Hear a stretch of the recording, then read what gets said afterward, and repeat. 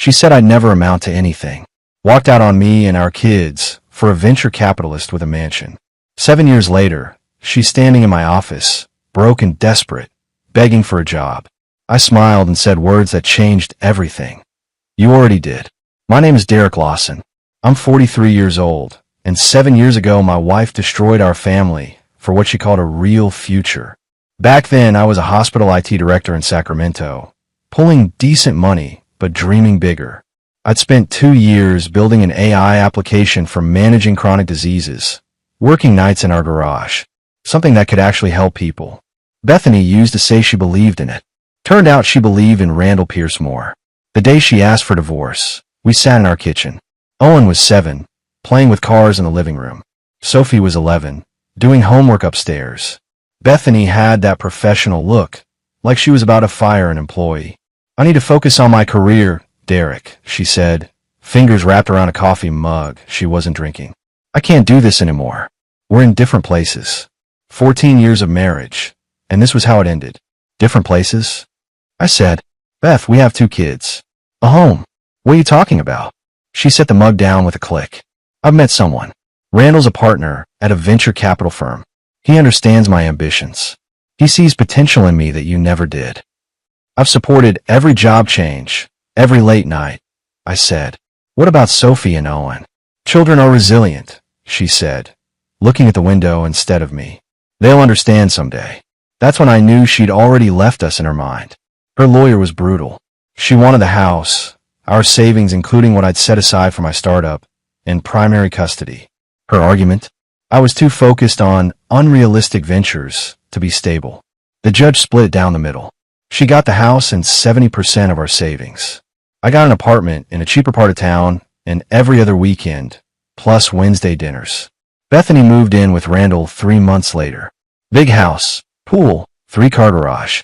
Everything I supposedly couldn't provide. I'll never forget explaining it to Sophie. She sat on her bed, hugging a pillow, crying. Why doesn't Mom want to live with us anymore? She asked. Your mom needs to follow her path right now, sweetheart. I said, the words hollow. But I'm here. I'm always going to be here. Owen was too young to fully understand. He just knew Mom lived somewhere else now with a man who wasn't his father. A man who smiled at Bethany's work events, but barely looked at my kids. That first night alone in my new apartment, I sat on a folding chair in an empty living room. No furniture, no pictures, just me, a sleeping bag, and a laptop with 7 years of work on it. Work Bethany called unrealistic. I opened the laptop and looked at the code, the patient management algorithms. It wasn't much, but unlike my marriage, it was something I could still save. If Bethany needed to focus on her career, then I'd focus on mine. Not for revenge, not for spite, but because she'd taken almost everything else, and I'd be damned if I let her take my dream too. The apartment was a joke. 800 square feet in a neighborhood where car alarms were the primary sound at night. The walls were thin enough that I could hear my neighbor's TV through the drywall.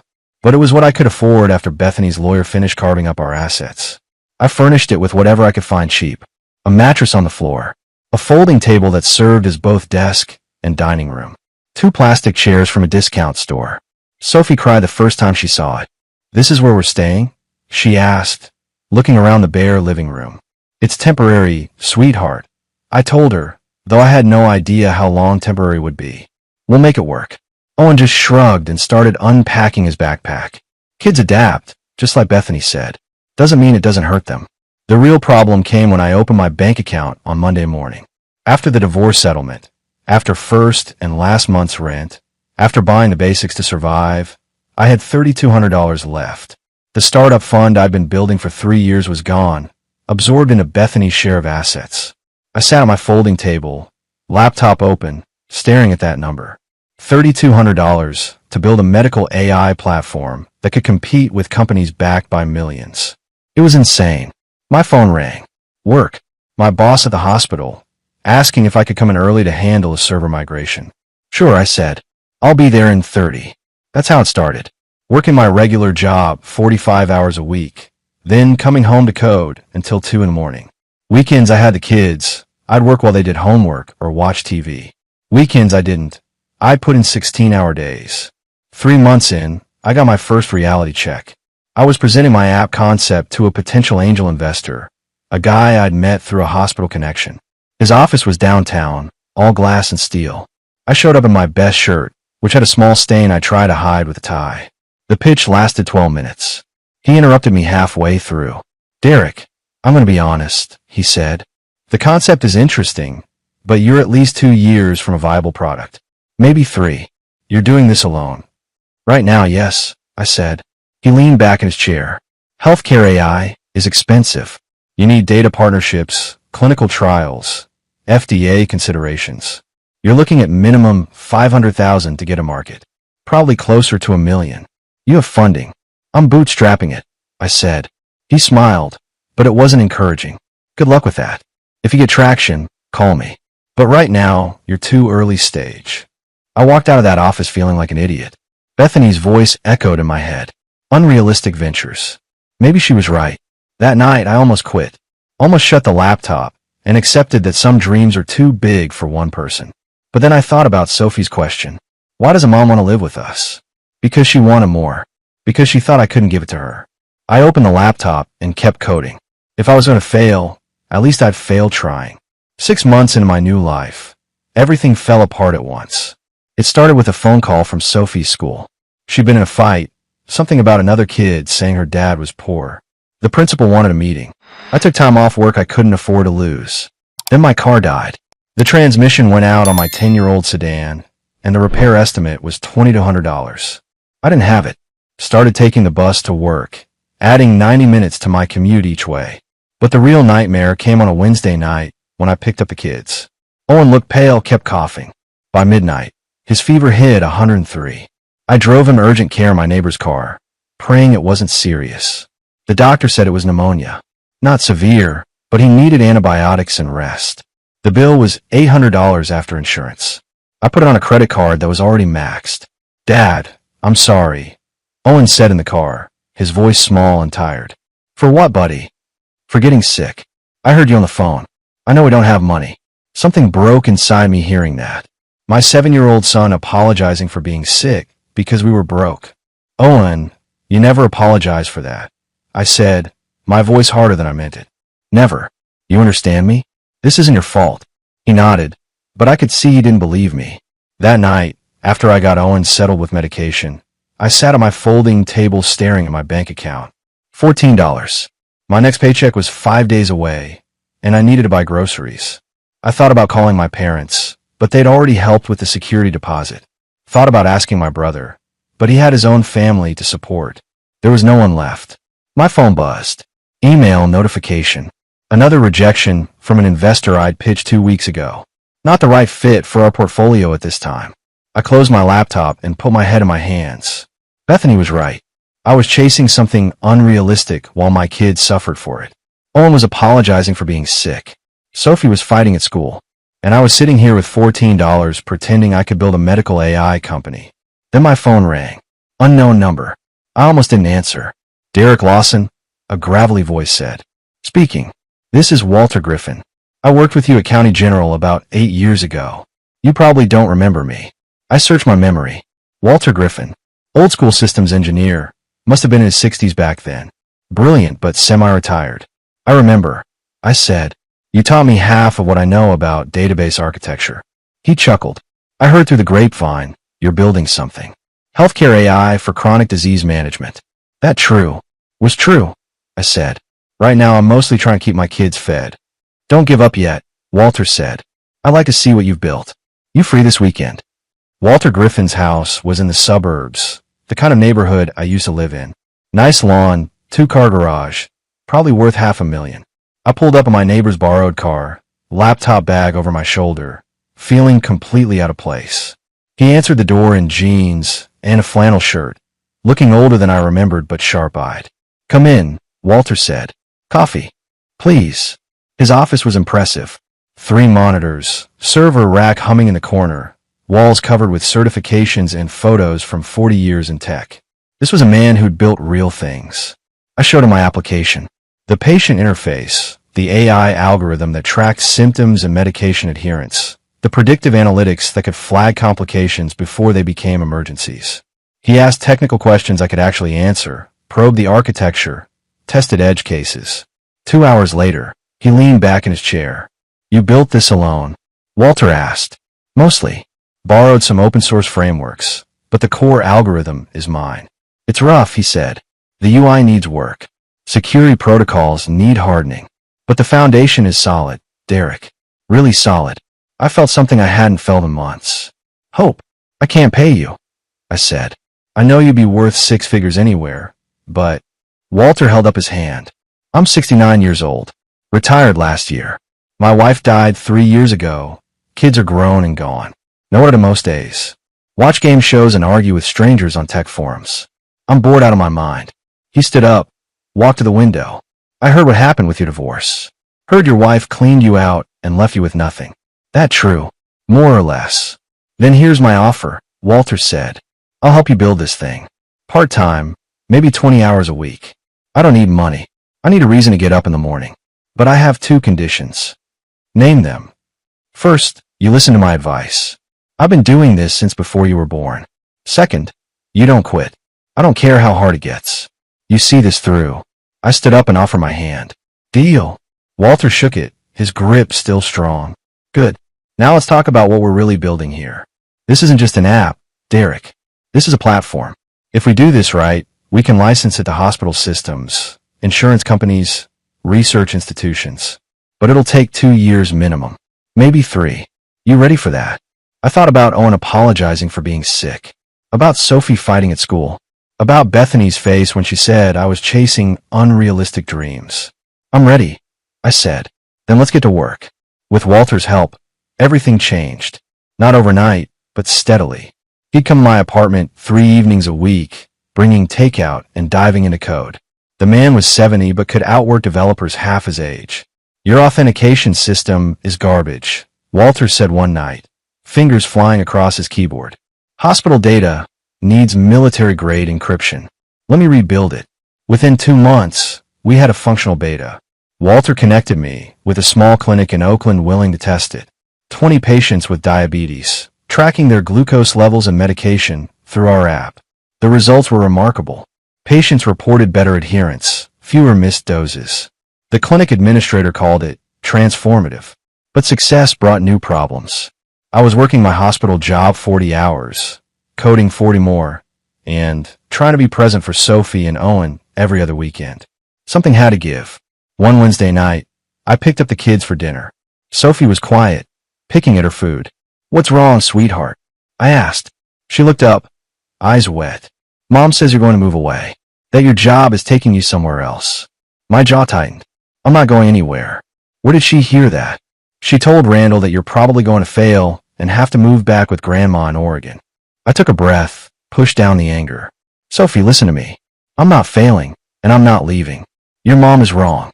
She said you're chasing fantasies, Sophie said quietly.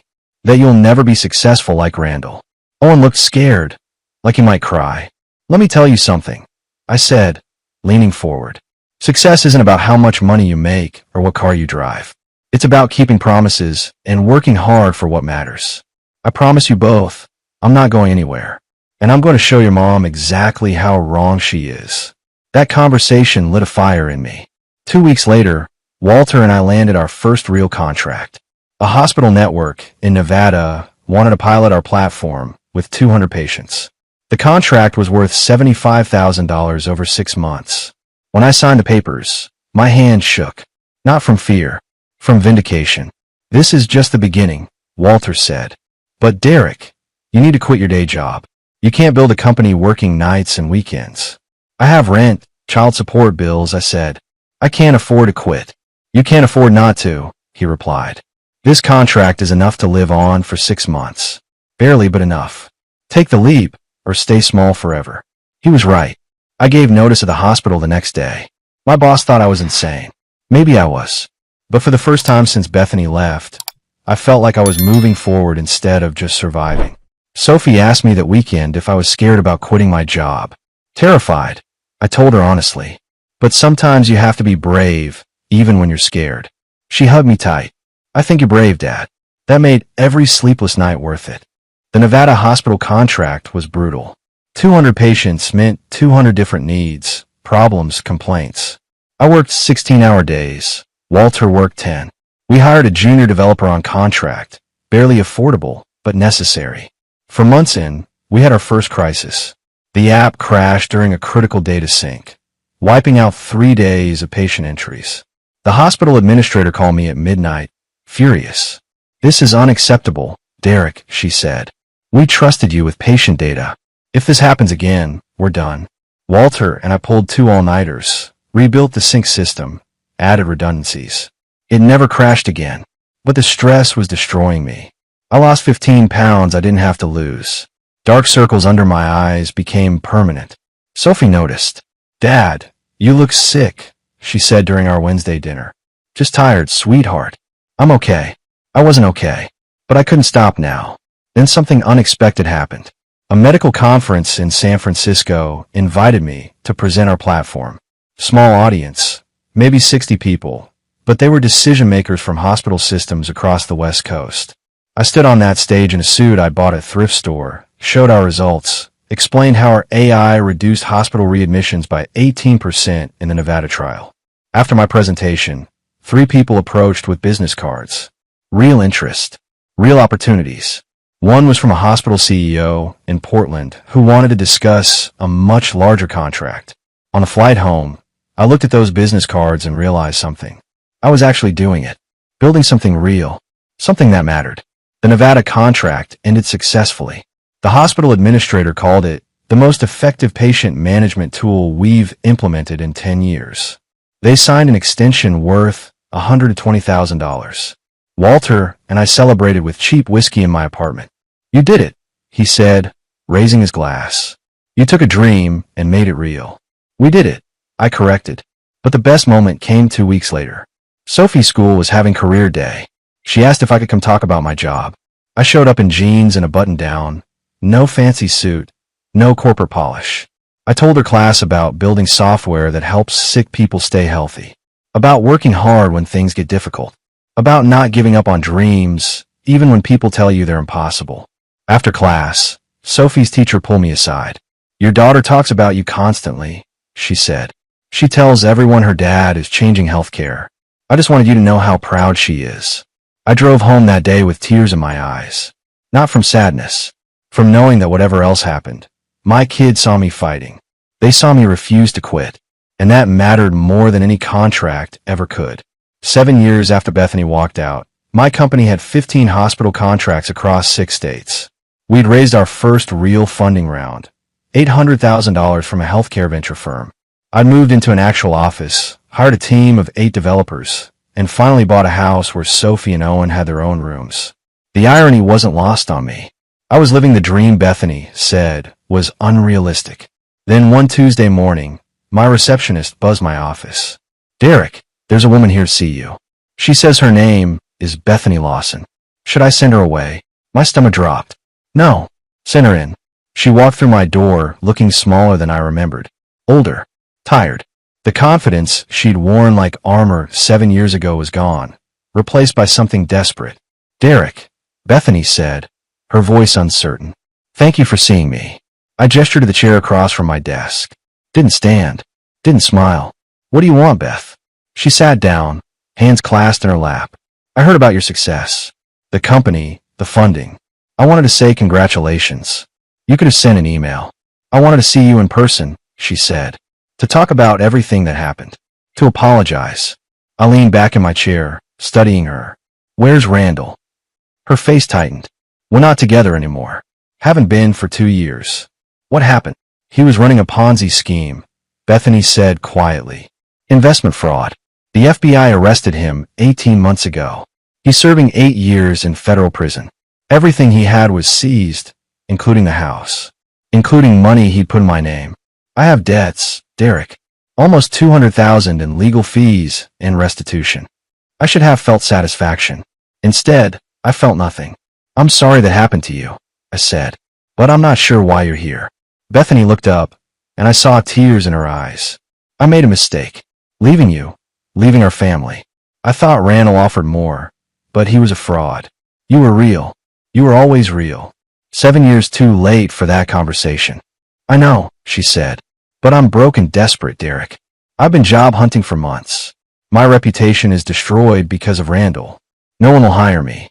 I saw that you're hiring for a strategic operations role. I thought maybe. Maybe what? I interrupted. Maybe I give you a job? She nodded, hope flickering in her eyes. I know I don't deserve it, but I'm good at what I do. I can help your company. And I need this, Derek. I'm 2 months behind on rent. I can't even afford to buy Sophie and Owen decent Christmas presents. I stood up, walked to the window. Below, the parking lot held my Tesla and 15 other cars belonging to my employees. People who'd believe in this dream when Bethany called it unrealistic. You remember what you said 7 years ago? I asked, not turning around. You said you needed to focus on your career, so I focused on mine. 7 years later, you show up broke and desperate. Can I get a job? I turned to face her, smiled without warmth. You already did. Her face showed confusion. What? You've been on my hiring list for 6 months, Beth. I knew you'd come eventually. The job is yours. Entry-level operations. $35,000 a year. You start Monday. Bethany's first day. I had her desk placed in the main bullpen. No office, no privacy. Right where everyone could see her. She sat between 2 junior developers, both younger than her, both earning more. Her first assignment was data entry. Updating client contact information, organizing files, scheduling meetings. Work an intern could do.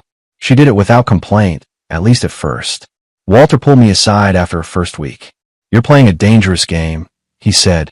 I'm giving her a job. That's what she asked for. You're humiliating her, Walter said. I understand the anger, Derek. But this feels like revenge. It's not revenge, I said.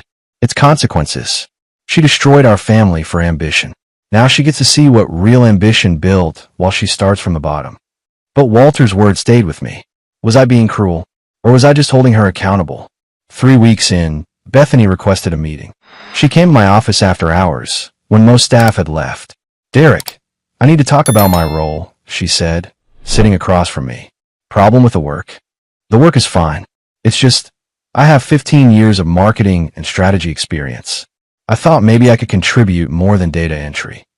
You will, I said, when you've proven yourself. Everyone here started somewhere, Beth. Some of us started with nothing. Her jaw tightened, but she nodded. Fair enough. The real test came a month later. I was presenting to a major hospital network, pitching a $1 million contract. My biggest deal yet. The presentation was in Sacramento, and I needed someone to coordinate logistics, prepare materials, handle the details. I assigned it to Bethany. She worked 70 hours that week, printed materials, booked conference rooms, arranged catering. The presentation went flawlessly. We won the contract. Afterward, the hospital CEO mentioned how impressed he was with our organization. Your operations coordinator really had everything dialed in, he said.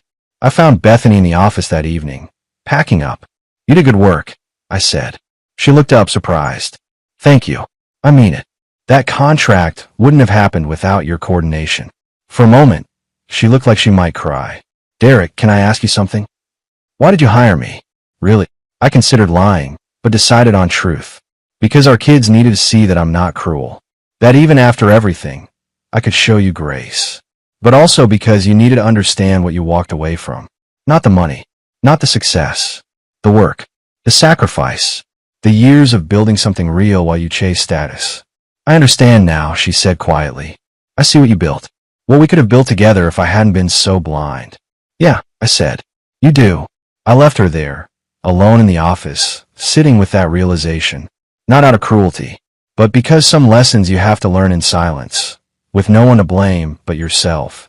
Sophie asked me that weekend why her mom was working for me. We were at the park, Owen playing on the swings. Because she needed help and I could provide it, I told her. Are you guys getting back together? Sophie asked, a mix of hope and fear in her voice. No, sweetheart, that's not going to happen. But your mom is part of your life, and I want her to be okay. Not for me, for you and Owen. Sophie hugged me. You're a good dad. That meant more than any contract ever could. For months after Bethany started working for me, I got a call from Sophie's school. She'd been absent 3 days that week. When I called Bethany to ask why, she was evasive. She had a cold. Nothing serious. 3 days for a cold. She's fine, Derek. Stop micromanaging. Something felt wrong. I drove to Bethany's apartment unannounced that evening. The building was in a rough part of Sacramento. The hallway smelled like mold and cigarettes. When Bethany opened the door, I saw inside. Nearly empty. A couch, a small TV, barely any furniture. "Where's Sophie?" I asked. "At a friend's house." "Don't lie to me. Where is she?" Bethany's face collapsed. "She's in her room." "Derek, I'm doing my best. The salary you're paying me barely covers rent and food. I can't afford anything extra." I pushed past her into the apartment. Found Sophie in a tiny bedroom, lying on a mattress on the floor. No bed frame. Homework scattered around her. She looked up, saw me, and started crying. "Dad, I didn't want you to know." I knelt beside her. "Know what, sweetheart? That mom can't afford anything. That we don't have food sometimes. That I'm embarrassed to have friends over." My chest tightened with rage. I stood up, walked back to the living room where Bethany stood with her arms wrapped around herself. "You've been neglecting them," I said, my voice low and controlled. "I haven't," Bethany protested. "I'm trying, Derek. But $35,000 a year isn't enough for 2 kids. You know that. Then you should have thought about that before you threw away our family for a con man. I'm taking Sophie home tonight. Tomorrow, we're going to court to modify the custody arrangement." "You can't do that," Bethany said. "Watch me." I called my lawyer that night. Within a week, we filed an emergency custody motion. The evidence was overwhelming. Bethany's financial instability, Sophie's missed school days, Owen's statement to a court-appointed counselor that he was always hungry at Mom's house. The hearing was brutal. Bethany's lawyer tried to argue that I was using my wealth to manipulate the system. My lawyer presented bank statements showing Bethany had spent money on clothes and restaurants instead of groceries for the kids. Presented photos of her apartment. Presented testimony from Sophie's teacher about her declining attendance. The judge took 15 minutes to decide. Primary custody is awarded to the father, Derek Lawson. Mother will have supervised visitation every other Sunday until she can demonstrate stable housing and financial responsibility. Bethany broke down, crying in the courtroom. Part of me felt sorry for her, but a larger part felt justice finally being served. That night, Sophie and Owen moved into my house permanently. Sophie hugged me, so tight I could barely breathe. "We get to stay with you forever?" she asked. "Forever," I said. "I'm never letting you go again." Owen was quieter, but at dinner he said something that broke my heart. "Dad, does this mean we'll have food every day?" "Every single day, buddy. I promise." Walter stopped by later that week, brought pizza for the kids. "You did the right thing," he said. "Those kids needed stability." "I should have fought for custody years ago," I said. "You weren't in a position to win years ago. You are now. That's what matters." A year later, everything had changed. My company secured a major partnership with a national healthcare network, a 3-year contract worth $12 million. We expanded to 30 employees, opened a second office in Seattle. I was being interviewed by tech magazines, speaking at conferences, living a life I'd barely imagined 7 years ago. Sophie was thriving. Straight A's, made the volleyball team, had friends over constantly. Owen joined a robotics club at school and talked endlessly about becoming an engineer. Watching them heal from those years of instability was the greatest success I'd ever achieved. Bethany continued working for me, but our relationship stayed strictly professional. She'd moved to a better apartment, was paying down her debts slowly. She saw the kids every other Sunday at a park, supervised visits that gradually became less awkward. One afternoon, she asked to meet me after work. We sat in my office, the same place she'd come begging for a job a year earlier. "I'm giving my notice," Bethany said. "Why?" "I got an offer from a marketing firm in Portland. Better salary, fresh start. And Derek, I think it's better for everyone if I'm not here. Working for you, seeing what you built without me, it's a daily reminder of my failures." "What about Sophie and Owen?" "I'll visit once a month. Video calls in between. They're better off with you as their primary parent. We both know that." I nodded slowly. "If that's what you want." "It's not about what I want anymore," she said. "It's about what's right. You were always the better parent. The better person. I'm sorry it took me 7 years and losing everything to see that. I hope Portland works out for you," I said, and meant it. She left 2 weeks later. The kids were sad but understood. They had stability now, something they'd lacked for years. Walter retired from active development but stayed on as an advisor. We celebrated at a steakhouse, Just him and me. You did it, Walter said, raising his glass. Built something from nothing. Proved everyone wrong. We did it, I corrected. I wouldn't be here without you. Maybe, he said, but you had the fire, Derek. I just helped you aim it. 3 years after that, Sophie graduated high school, valedictorian of her class.